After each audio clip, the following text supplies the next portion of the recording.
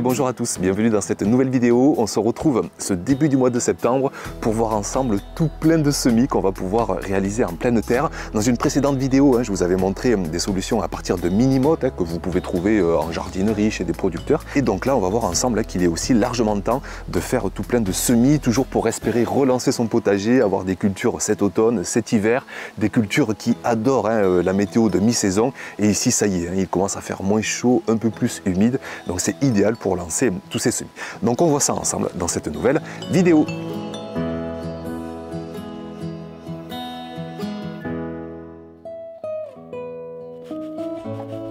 Alors on commence avec les épinards. Je vous avais montré qu'on peut en implanter à partir de mini-mottes, mais vraiment l'idéal c'est de les semer directement en pleine terre. Donc c'est ce qu'on va faire ici. Je m'installe dans une zone que j'ai vraiment beaucoup nettoyée ces derniers temps. J'ai enlevé des cultures de haricots, des cultures de maïs, des plants de courgettes. Tout ça arrivé en fin de récolte, en fin de vie, et ça me libère donc une belle zone, notamment une parcelle. Et d'ailleurs sur cette parcelle, je vais faire un focus sur le sol. Regardez vraiment ce sol que j'ai, on dirait mais vraiment quasiment du terreau, et je vous mets des images d'il y a 2-3 ans avec tous les apports énormes que j'ai pu faire. C'était à la fois des composts de fumier, des paillages, du broyat, et regardez en quelques années en quoi tout ça s'est transformé au fil des semaines, des mois, au fil du temps, mélangé à ma terre de départ. Et là vraiment j'ai comme du terreau dans les mains, j'en suis super content. Alors après je me dis que ça fait presque trop terreau et plus assez terre, ce qui fait que cet automne je vais quasiment pas rajouter de gros apports organiques. Je mettrai juste une petite épaisseur de paillage, un petit peu d'engrais organique pour continuer d'enrichir le sol en minéraux. Donc je passe un petit coup de râteau pour ameublir, pour désherber, pour enlever les racines des anciennes cultures. Et puis je prends mon sillonneur pour tracer 4 sillons. Il y a de quoi, il y a plus d'1 mètre de large. Donc 4 sillons pour semer ensuite mes épinards et des radis qu'on verra tout à l'heure.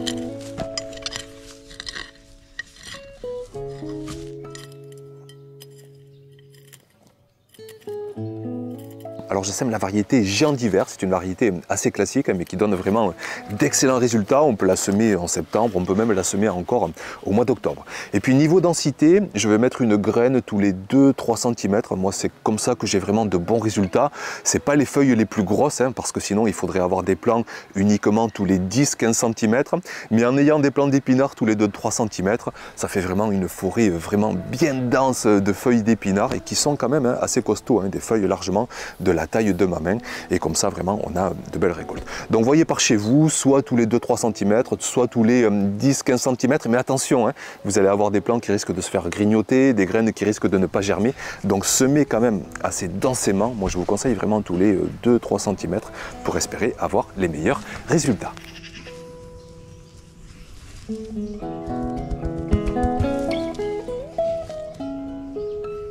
Ensuite, sur les 2 autres sillons, je vais semer des radis, mais non pas des radis classiques, mais des radis d'hiver, avec des variétés assez originales. C'est la première année que je les essaie, notamment le radis Red Meat, le radis Misato. On les surnomme un peu des radis pastèques parce qu'ils ont un goût entre les radis d'hiver et la pastèque. Donc j'ai vraiment hâte d'essayer ça. Alors ce sont des radis assez costauds, ils ne font pas 1 cm de diamètre comme les radis classiques.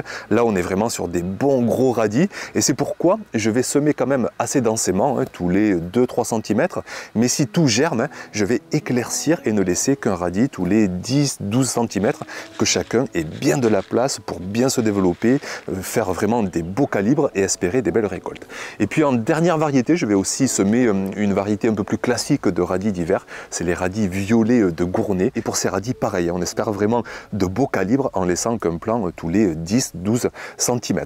Et puis niveau timing, il ne faut pas trop traîner, parce que la culture est quand même plus longue que les épinards par exemple.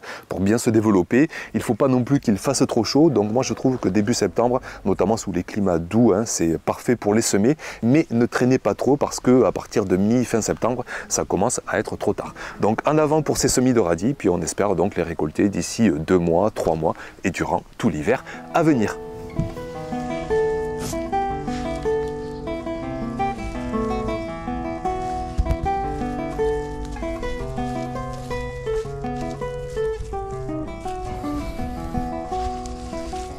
Maintenant, on part sur une autre parcelle et cette fois-ci, on va se mettre après une culture de potimarron. Ici dans le sud, sous climat chaud, sous climat assez sec, ça y est, ils arrivent déjà largement à récolte. On le voit avec le pédoncule, vous savez, cette partie qui rattache les plants au potimarron, qui commence à bien jaunir, à bien s'assécher, les plants aussi qui s'assèchent de toutes parts. Donc j'en profite pour récolter 5, 6, 7, 8 potimarrons et on adore ça, nous, pour en manger cet automne, cet hiver. J'arrache les plants et donc je me retrouve rapidement avec une belle parcelle de 3-4 mètres carrés sur laquelle donc je vais pouvoir enchaîner avec des cultures d'arrière-saison.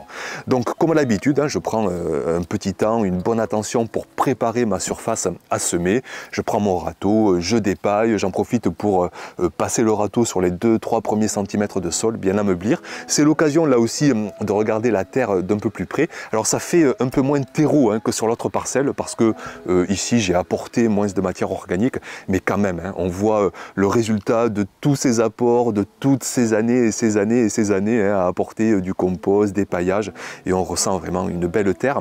Alors c'est quand même pas une terre idéale, j'ai encore fait une analyse de sol cet été parce que je trouve que j'ai encore des résultats mitigés sur certaines cultures, et cette analyse elle montre que j'ai encore un pH de sol qui est très haut. Alors je l'avais à 8,5 il y a 5 ans, là maintenant il est à 7,8, il baisse un peu mais il est encore trop haut, et le pH de sol ça bloque les minéraux s'il n'est pas bon, il faut qu'il soit autour de 7.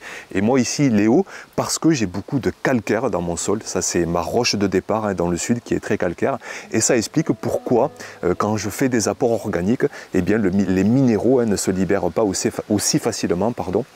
Donc j'ai beau avoir une super fertilité physique, bien meuble, bien aéré, bien humide, eh bien je sais que j'ai beaucoup de calcaire, un pH assez haut qui m'empêche d'avoir des résultats encore meilleurs. Mais bon, je ne me plains pas et je sais que chaque année je me dirige vers des résultats qui sont de mieux en mieux. Donc je continue de jardiner, de faire mes pratiques d'apport de compost, de paillage à tout va chaque saison.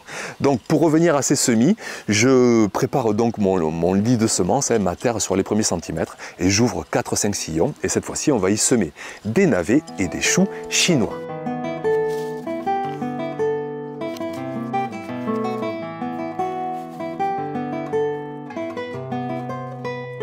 Alors on commence avec les navets, c'est un semis assez délicat parce que les graines sont vraiment toutes minuscules, il faut bien prendre son temps. Donc je vais semer la variété jaune boule d'or. Vous voyez qu'il est encore temps sur le sachet, c'est écrit de juin à septembre. Moi ici sous climat chaud, je ne vais pas semer ça en plein été, sinon ça ne marchera pas. Donc c'est pour ça que j'attends septembre, mais il ne faut pas non plus trop attendre, sinon encore une fois ce sera vite trop tard. D'ailleurs en parlant de calendrier, je vous rappelle que vous avez mon almanach qui est disponible. Vous avez tous les semis, toutes les plantations, même plusieurs semis que je vous explique pour chaque culture, à la fois un semis précoce, un semis de saison, un semis tardif. Ça vous montre vraiment toutes les possibilités pour espérer avoir des cultures, avoir des récoltes toute l'année au potager. Donc vous avez un code promo en ce moment, ALMA20, qui vous permet d'avoir 20% sur l'almanach si vous êtes intéressé. Donc on revient à ces semis, j'y vais très délicatement, je vais mettre une graine tous les 2-3 cm. Il faut toujours penser que des graines ne vont pas germer, que des petits plants vont se faire grignoter par des limaces qui vont vite revenir. Donc on sème assez densément pour espérer au final avoir un navet tous les 10, 12, 15 cm. Là c'est une variété ronde qui prend quand même assez de place. Donc je laisserai un plant tous les 12 à 15 cm environ.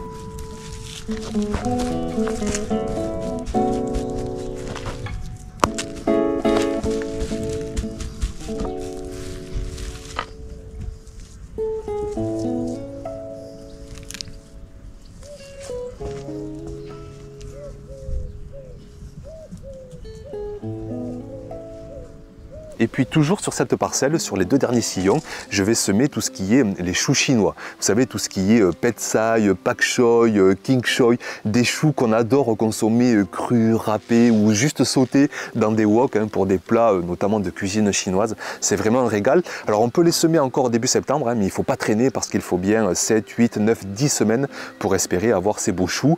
Et puis d'ailleurs, vous pouvez aussi souvent en trouver en jardinerie, en mini-motte, avoir déjà des choux en plan bien développés si vous êtes sous des climats très frais où il va vite faire froid, il vaut mieux déjà planter des plants bien avancés. Mais sous les climats doux, il est encore temps de les semer. Donc là aussi, une graine tous les 3, 4, 5 cm. Il ne faut pas non plus semer trop densément parce qu'au final, on va ne laisser qu'un chou tous les 25-30 cm. Donc inutile de mettre une graine tous les centimètres. Après, si vous avez un excès de plants, vous pouvez toujours en prendre, les repiquer à d'autres endroits. Et donc ici, pour les choux, ce sera un plant tous les 20, 25, 30 cm que chacun ait bien la place de se développer.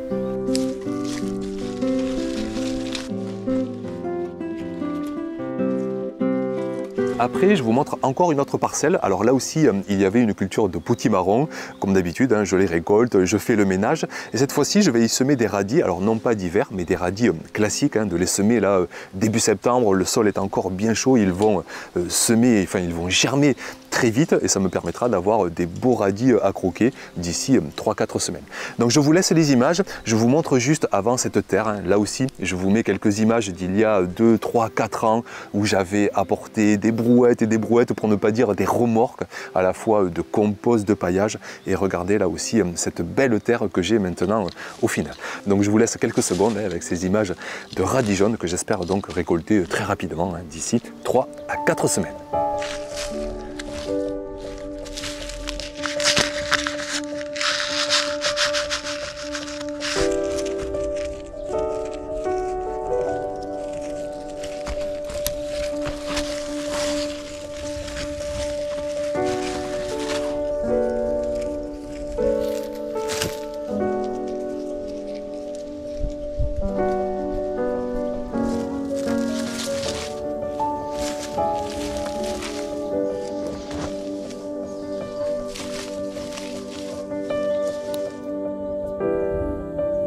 Ensuite, on change encore de zone. En fait, je me mets, sitôt que j'ai une place de libre, à droite, à gauche, par-ci, par-là, au potager. Donc cette fois-ci, je vais me mettre à côté d'une culture de patates douces. D'ailleurs, je ne peux pas résister. J'en profite de vous partager ma toute première récolte de patates douces pour cette saison. Alors, vous dire, attention, ici, j'ai ce qu'on appelle suffisamment de ratio température-jour pour cette culture, c'est-à-dire qu'il a fait très chaud pendant suffisamment longtemps. Et donc, j'ai déjà des patates douces qui ont bien grossi, qui arrive à maturité.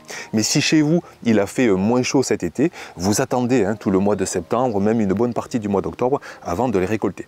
Mais ici, donc ça y est, je vous montre ce premier plant que j'arrache avec toujours, moi je suis vraiment impressionné par cette culture, rapidement la quantité de récoltes qu'elle nous offre à manger. Donc un premier plant avec vraiment ces belles patates douces qu'on va vite manger en frites. Nous on adore les frites de patates douces, donc ça va vite se retrouver dans nos estomacs. Donc la parenthèse est fermée pour ces patates douces. Je me mets juste à côté aussi de betteraves que je vous avais montré, que j'avais planté en motte la semaine dernière. Et donc là, je vais semer des laitues. Alors pour le semis de laitue, attention, il ne faut vraiment pas faire ça profondément. Donc j'ouvre juste un tout petit sillon. Comme d'habitude, je sème en surdensité. Je mets une graine tous les 3-4 cm, même parfois tous les centimètres. Et si tout germe, on ne laissera au final qu'un plant tous les 25 cm pour espérer des belles laitues cet automne à récolter.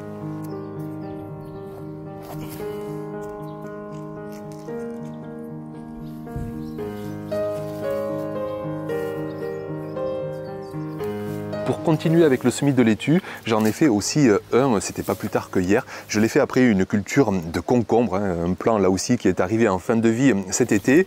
Donc je libère la place, vous connaissez l'histoire, je dépaille, j'ameublie au râteau les premiers centimètres.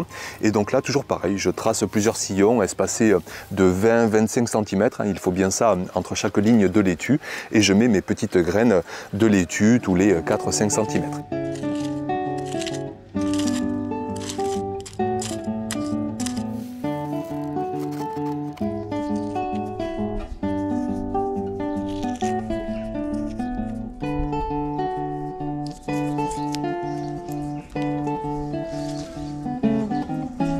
Et puis juste à côté, j'enchaîne avec un semis de mâche. On est vraiment dans la pleine saison pour la semer, que ce soit septembre et même le mois d'octobre.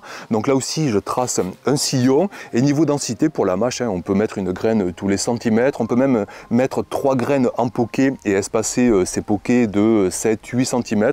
Ou sinon, donc, mettre une graine tous les centimètres, tous les 2 cm. Et vous aurez de belles récoltes de mâche tout cet automne, même tout cet hiver. C'est assez résistant au gel. Donc n'hésitez pas vraiment à semer de la mâche à la folie tout ce mois mois de septembre et même tout ce mois d'octobre.